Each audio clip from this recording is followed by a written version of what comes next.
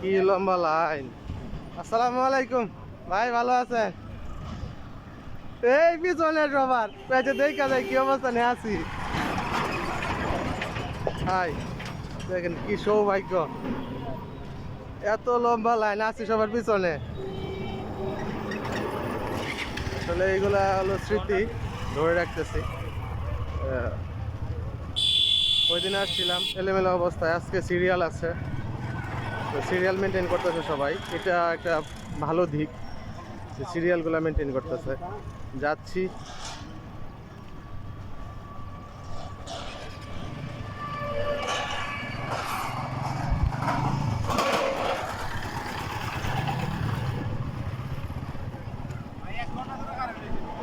তো ওই পিছনে আছি আমিও। আচ্ছা, একটু ক্রিকেট খেলাও দেখানে, দেখি কি অবস্থা দিছে। মাই লাগাইতে পারে না, করতেছে।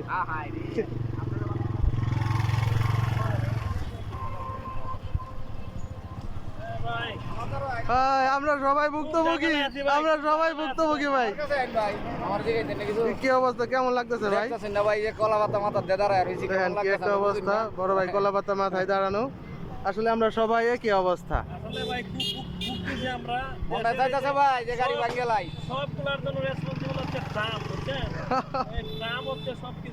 আসলেই ওই দেশে যুদ্ধ লাগছে, আর আমাদের দেশে মানে এটার ভোগান্তির আর শেষ নাই।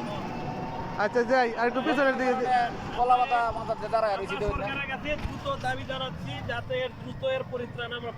ইনশাল্লাহ হয়তো হয়ে যাবে, ইনশাল্লাহ। কত কত মানুষ দাঁড়িয়ে আছে ভাই, ওই দিকে চলতেছে, তেল দিতেছে। এই যে আমার মোটর সাইকেলটা দাঁড়াই আছে। আচ্ছা, একটু লাইন সামনে আগে দিয়ে আসি। এই যে বড় ভাই আমাদের, খুব কষ্টে আছি। দুর্বিষহ জীবন, তেল লাগবে, তেল ছাড়া চলবে না, কষ্ট হলেও নিতে হবে। মোটর সাইকেল যেহেতু আছে এটা আমাদের লাগবেই, তেল লাগবে। এই যে ভাই মানে এটা না নিলে মনে করেন যে একদম মনে করে বউ না থাকা যেই কথা আর গাড়ির তেল না থাকা সেম কথা, একই অবস্থা। আগে মানুষ গাড়ি থাকলে মনে হতো যে না আমার একটা গাড়ি আছে, এখন মনে হয় যে না আমার একটা অভিশাপ। আসলে সত্যি সত্যি এই অবস্থা, ঠিকই ঠিকই। আমরা কত লম্বা লাইন, কিন্তু কারো মুখ কিন্তু বেজাল না, সবাই আমরা হাসি খুশি। আসসালামু আলাইকুম। আমরা ধৈর্য ধরে অপেক্ষা করতেছি, আমরা ধৈর্যশীল, আমরা আবারও প্রমাণ করতেছি আমরা ধৈর্যশীল, আমরা ধৈর্যশীল। ধৈর্যশীল বিদায় আমরা অনেক হ্যাপি। আসসালামু আলাইকুম। প্রতিবন্ধী হয়েছে, তেলের কোনো অভাব নাই, তেল এই অবস্থা কে?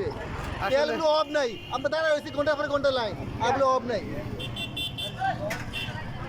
আমি 10টা বাজে দেখে গেছি, এই পর্যন্ত সিরিয়াল। মন বাজে কয়টা?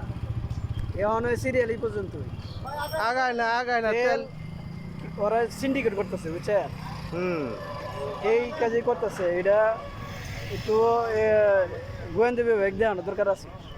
আসলে এগুলো দেখলে মনে হয় ভালোই হইতো। জরুরি। আসসালামু আলাইকুম, ভালো আছেন? হ্যাঁ, আসলে কত দূর থেকে আমরা 15 কিলো, আসা যাওয়া 30 কিলো, তেল পাবো 200 টাকার, কিভাবে কি হবে? আসলে পুষে না, কিন্তু তারপরে উপায় নাই। কত মানুষ দেখেন, তেলের জন্য আমরা শুধু দাঁড়িয়ে আছি।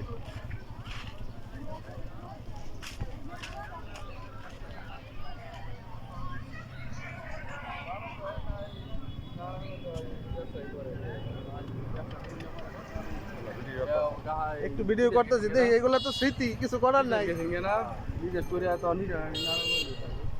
এই যে ভাই দাঁড়িয়ে আছেন, আমি ওই সময় এখানে দাঁড়াইছিলাম, এখন আমি ওই দিকে আছি বেকার মাঠে এনে যে একটু ভিডিও করতেছি, যে আসলে এগুলো তো স্মৃতি হিসেবে থাকতেছে।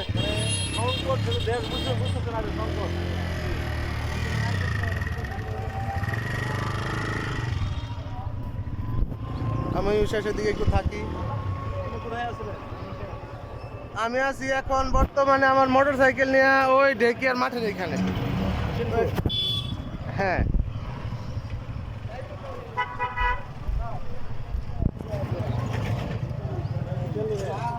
অবশ্যই ভাই, আমি কিছুক্ষণ আগে তেল নিয়ে গেছিলাম আরেক গাড়ি। অনেক ভিড়, যেগুলা মুখে আসলে বর্ণনা করার মতো না। প্রত্যেকটা মানুষ এখানে কিন্তু ধৈর্যের পরিচয় দিচ্ছেন। আসলে এখানে যারা মোটর সাইকেল চালাচ্ছে বা চালাচ্ছেন বা চালান, তারা যে তাদের মোটর বাইকটাকে কতটা ভালোবাসেন এটারই কিন্তু তার একটা বহিঃপ্রকাশ।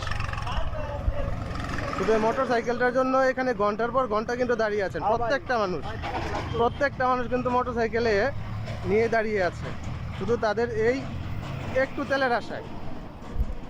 যাই হোক, ভিডিওটা শেয়ার করে দিবেন, ভালো লাগলে আপনাদের দোয়া চাই, শেয়ার চাই, লাইক চাই।